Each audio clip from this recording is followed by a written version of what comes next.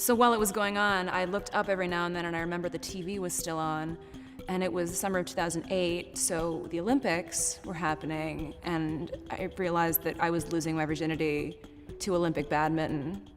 Hi, my name is Emily.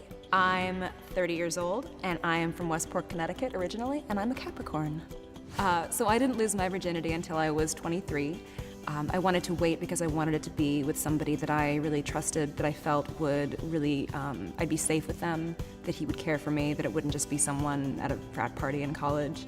And all my friends had been, off the virgin wagon for quite a while, and I was the last of the few.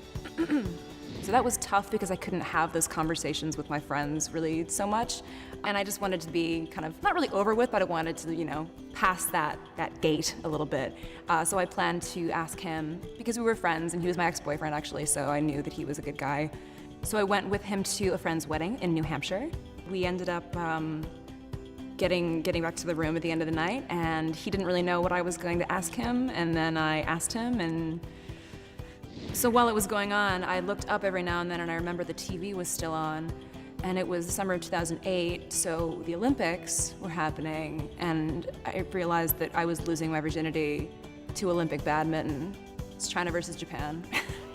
I think China won. I was a little bit distracted. I remember thinking, oh my God, I'm finally losing my virginity. Thank God. So yeah, so it was great. I mean, and he was very sweet and respectful. And the funny part about this story is my parents were there the whole time. They were actually next door. It was a really old hotel, so they could hear just everything, I'm sure. And I'm pretty sure my dad knew exactly what was going on because the next morning he was super weird with me.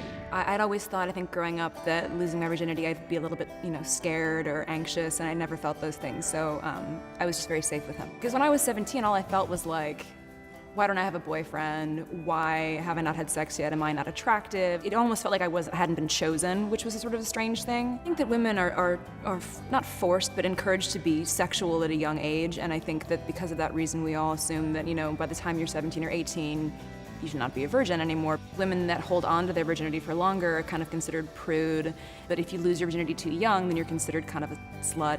And so you have to walk that fine line, but I say, screw the line, whatever. It feels like you're missing out on so much, but got plenty of time for that, don't worry about it.